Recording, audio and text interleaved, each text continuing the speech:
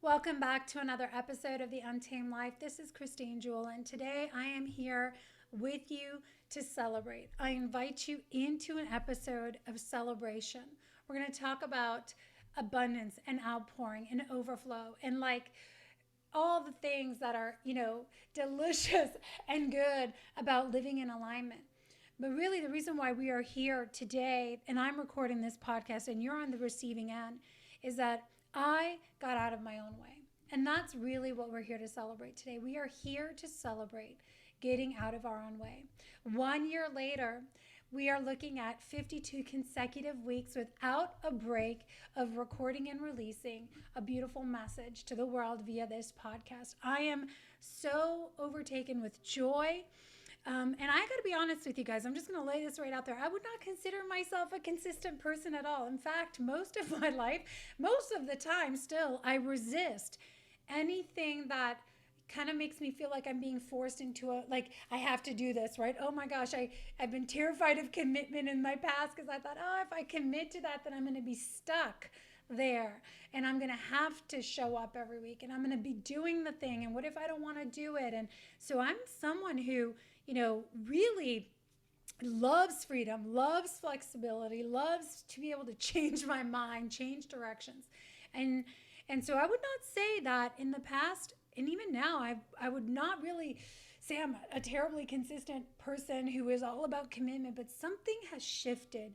Something has shifted in my spirit, something has shifted in my life. And I realize what freedom there comes with getting out of your way, what freedom comes with being in submission and devotion and obedience to something so much greater. And the freedom is opting in. The freedom is I'm here because I want to be here, because I choose to be here, because I'm excited to be here, and because I'm here to serve something greater than myself. I talk about these concepts a lot, and I want to break some of these down. But the first one I want to say is, how often do you stop to celebrate and look around? Look around. And I want to encourage you right now, this week, today, last night, last night my husband and I were sitting out on the patio and we were laughing, we were joking, looking around, and we were looking at everything in our life. The projects that we're working on, the clients we're working with, this home, the physical things in our life that we have, right? Like everything from the physical to the relationships to everything. And we were joking because we're like, how much of this did we actually force, chase, create? Like we looked around and we said, man, everything in our life, it seems like we had nothing to do with. Literally, including this house that we're sitting in. I mean, we did our part in the sense of we showed up, we moved forward in faith. We came to North Carolina because we felt the call to come. We're still not totally sure why we're here.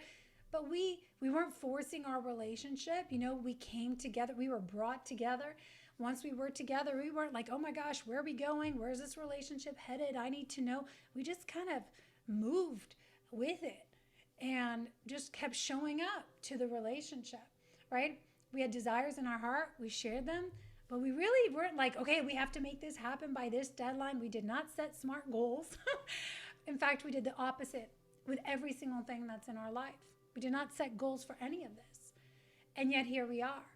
And all of these beautiful things that we celebrate that we're like, oh my gosh, it's everything we ask for and so much more than we need. And we were so pleasantly surprised. Our home, our clients, the businesses we have now that are emerging, my mission, the book I'm writing, like so many things. As we look around, we realized, this podcast included, none of this is here because we made it or we chased it or it was our idea to begin with. Literally, the ideas, the vision were given to us.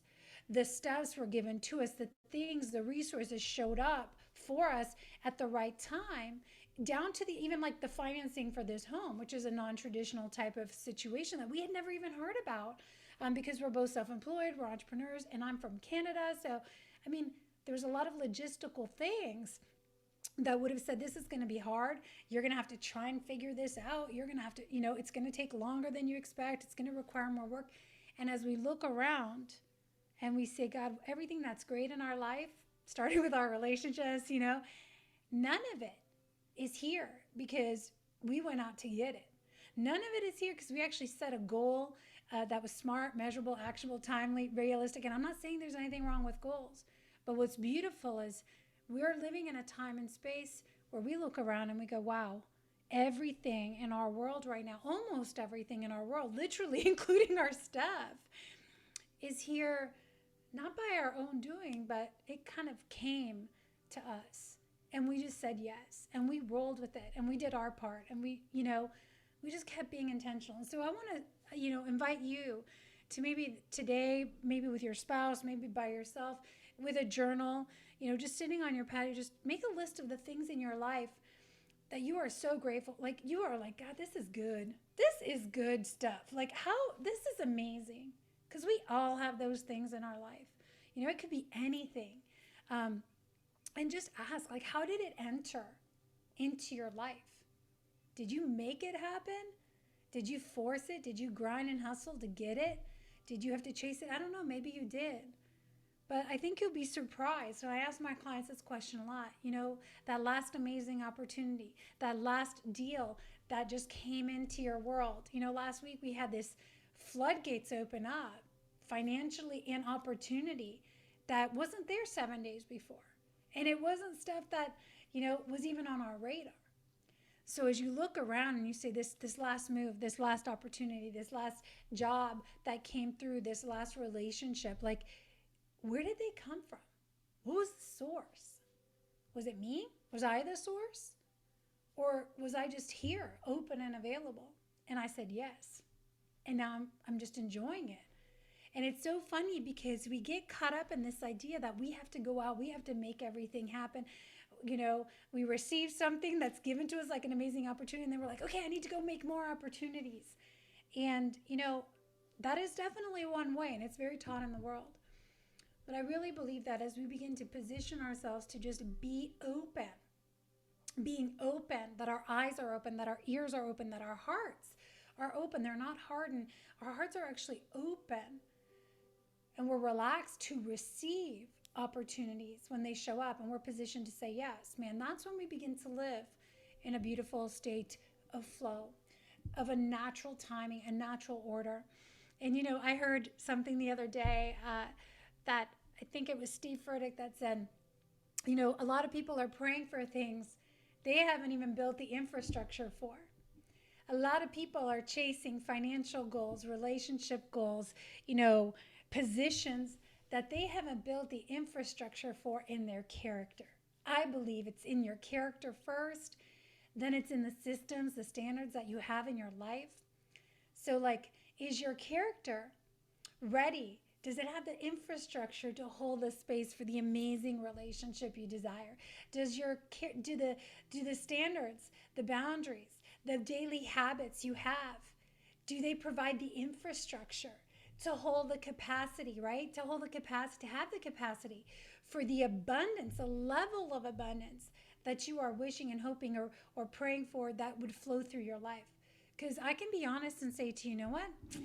In my life in the past, I was praying for things. I was hustling for things. I was setting goals and chasing things for things that I had not built the infrastructure for in my life.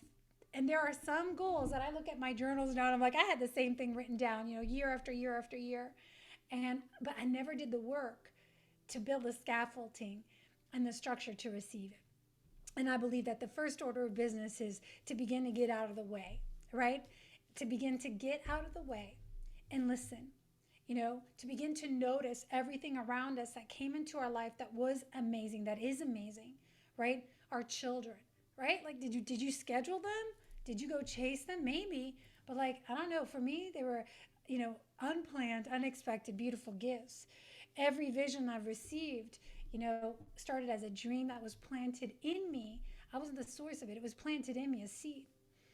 So number one is are we open? Can we get out of the way? What do we get to celebrate today? And let's just look at where things are coming into your life from so that we don't make the mistake of thinking we are the source of all things all the time. The second piece here that I really want to address in celebration is, I'm personally celebrating submission. And that word has gotten such a dirty connotation in the past. And I know I was the first one in the past to be like, I don't submit to anything. I do not surrender. I fight, I lead, I go. And there's this beautiful shift that happens when your heart and your mind move under a mission.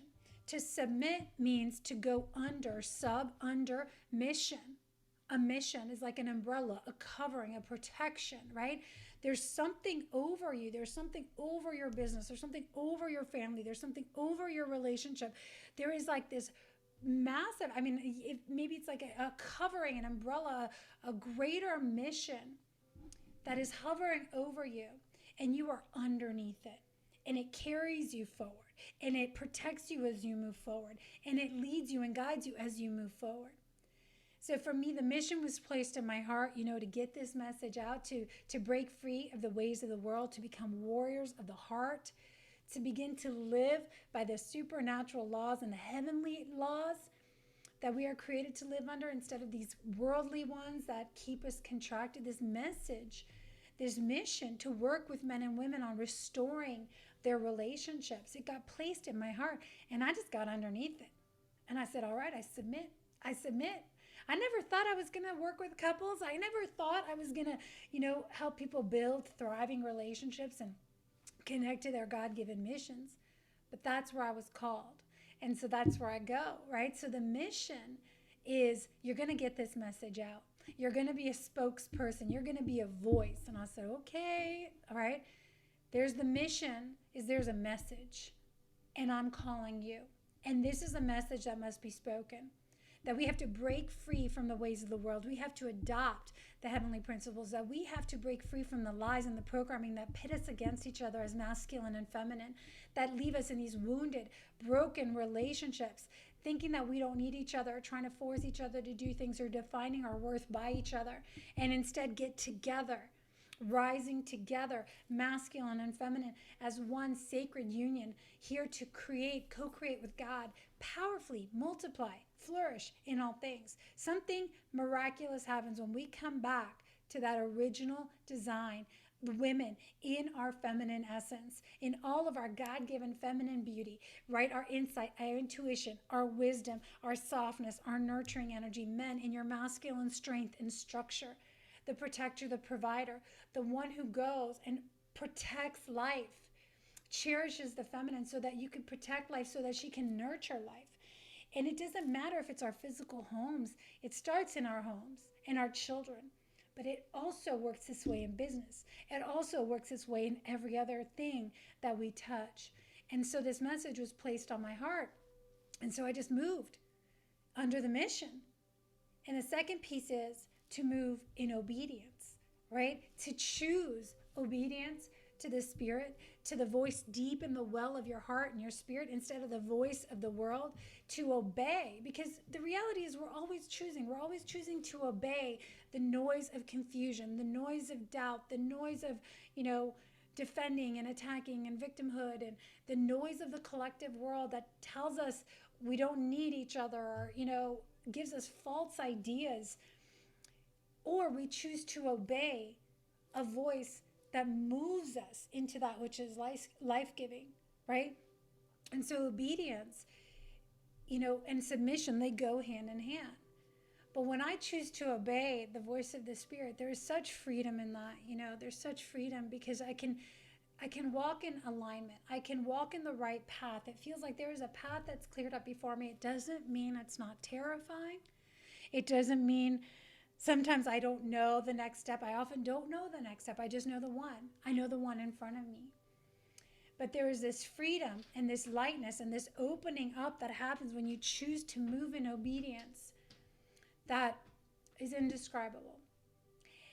And the last piece I want to say to this is that, I believe that in order to move in obedience, which requires a lot of faith, a courageous heart, I heard something the other day, I think it was Mother Teresa, that said, don't pray, pray for a heart that is courageous, that can love courageously. Because to love requires a lot of courage, right? To move forward in obedience under a mission requires a lot of courage. And I believe that courage to move in faith over fear, that courage to say yes when everyone else is naysaying and going, what are you thinking? What are you doing? That doesn't make any sense, because a lot of things won't make sense, right? to the typical ways we've been taught requires a heart of devotion, a courageous heart. Where do you get courage? Remember the Wizard of Oz and the lion. Where was the courage? It was in his heart. And I believe that the heart must be one of devotion. Devotion. What are we devoted to? Going back to my conversation earlier about commitment, there is no commitment without devotion. There is no commitment without devotion. Who and what are you devoted to?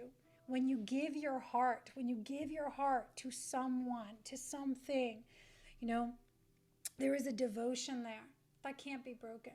And it's a beautiful, beautiful bond. It is so strong. It is so powerful that it just moves you into that place of submission and obedience. And it opens up a whole new world. It opens up a whole new world.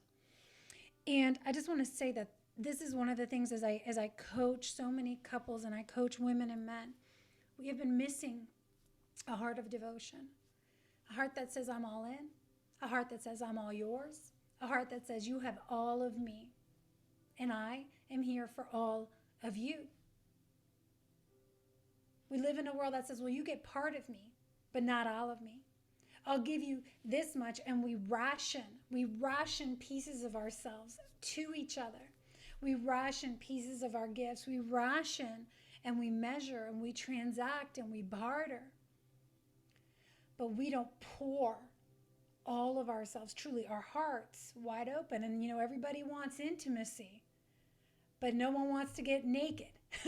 Like raw and real, spiritually, emotionally naked. We like to get physically naked for the superficial satisfaction, but we are not willing to be fully naked, to be fully seen. And there is this beautiful space and gateway, portal, whatever, that opens up when we are willing to go, I'm all yours. You get to see all of me, the good parts, the yucky parts, you get all of me. And I remember, and I've talked about this many, many times, I don't know if I was in a meditation or a prayer, but I was writing one morning, as I often do, journaling, and this poem, slash meditation came through, and it was about, being all in,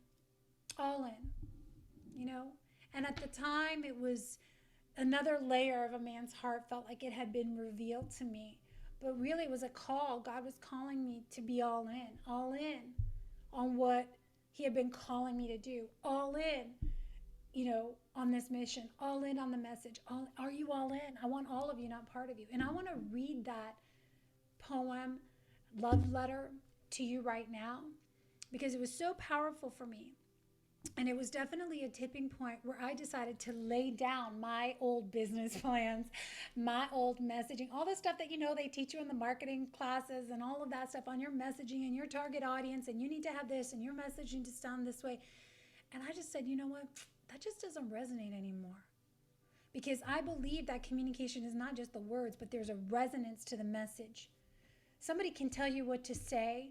Somebody can tell you all the perfect words and they won't land on someone, because it's about communication is about so much more than just the physical words on the paper or the words that come out of your mouth. Yes, words are powerful, but there is a resonance, there is a frequency, there is a piercing that happens in the atmosphere.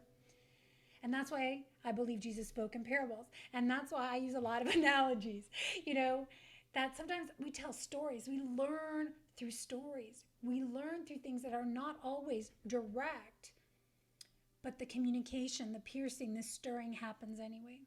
So I know I'm kind of going off. It seems like I'm going on a tangent.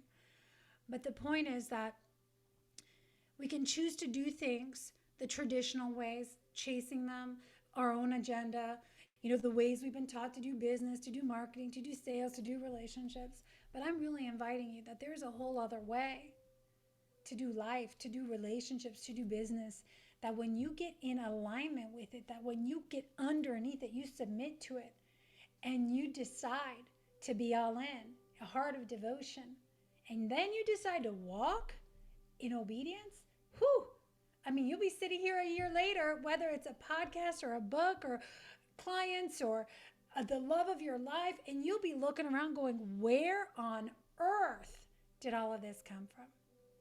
And I'm so blessed to be here in this moment right now. Seriously, it's like an outpouring, an overflooding of joy. And I want to read this to you. This all in. Another layer of a man's heart has been revealed to me. And in turn, my feminine heart has opened up even more. This morning, I was reminded once again with the precision of an arrow's tip that a man's heart is fierce, loving, passionate, and territorial. Let me explain. I believe a man's heart is a reflection of God's own masculine heart.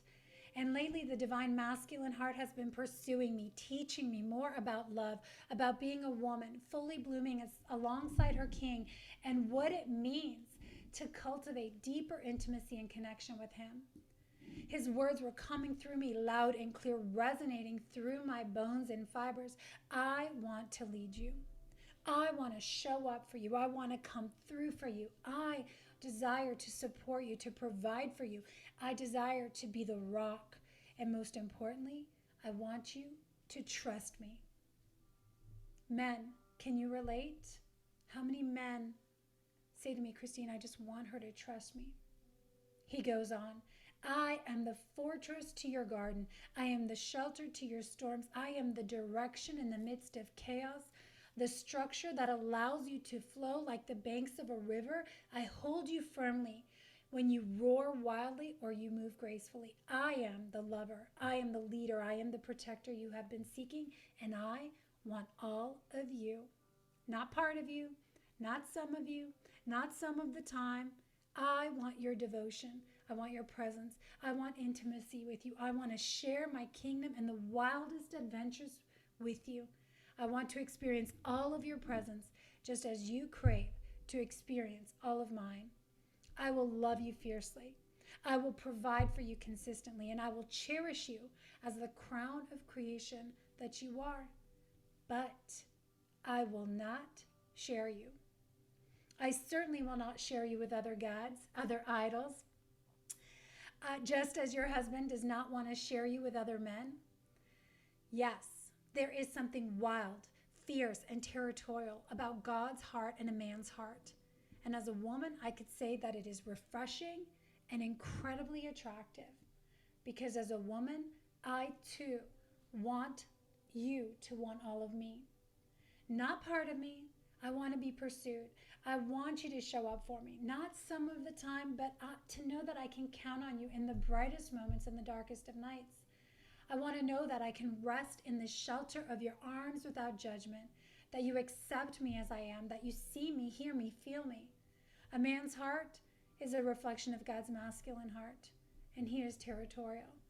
And that kind of heart calls to a woman, calls to the feminine, draws in her unwavering devotion, and she will be yours forever. There is such a beautiful lesson on how to love my earthly king, my husband, Mark. He doesn't want some of me. He wants all of me. He doesn't want to share me with others. He wants to know that I am his and only his, and that he is the only one in my eyes. And I will say that for years I did not get this. I was not all in. I had backup plans. I was in relationships while also dreaming about the ones that would be better in the future. I showed up some of the time inconsistently. I gave some of myself as long as it was reciprocated, and I gave some of my presence, but I was dispersed and I was distracted. And to be fully devoted to one man, to one thing, to one mission felt terrifying. What if he didn't come through? What if it didn't work? What if I got hurt? What if I got betrayed in the process? So I remained fiercely entrenched in my own ways and my own independence, feeling terribly alone. I am so grateful that God pursued me. The Spirit pursued me and called me back into the place of devotion, into the heart, and humbled me tremendously. And today, I can tell you, I can confidently say that the key to a supernatural relationship, a supernatural business, a supernatural existence is to be all in love, in devotion, in service to the mission, in obedience to the call. So with that, I want to leave you with some questions. That is such a beautiful, beautiful poem. I modified it a little bit as I was reading it today. But today I invite you to be honest, to be real, to be raw. Where are you all in? All in, 100%. And are you in with a heart of devotion? Are you excited? What if you choose to be all in? What is the thing that's being nudging on your spirit, nudging on your heart? And I just want to invite you into that place of opportunity. And I believe that that is the place, the tipping point that everything changes. The reason I'm here today, episode 52, is I decided to be all in.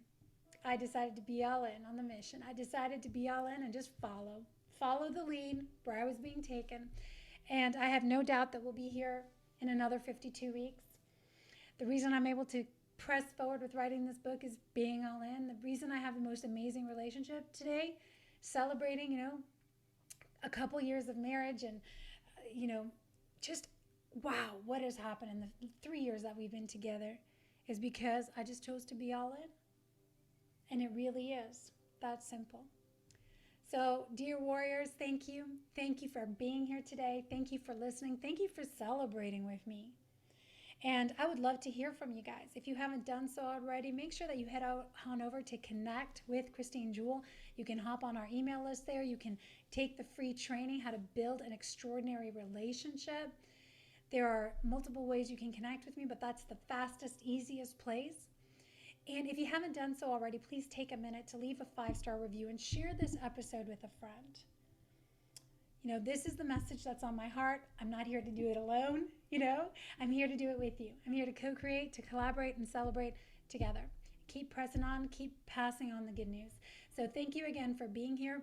If I can support you in any way through coaching and mentorship, connect with me at connectwithchristinejewell.com. You can also follow the social media handles in the show notes. Until next time, here's to loving fiercely and leading courageously in the untamed life.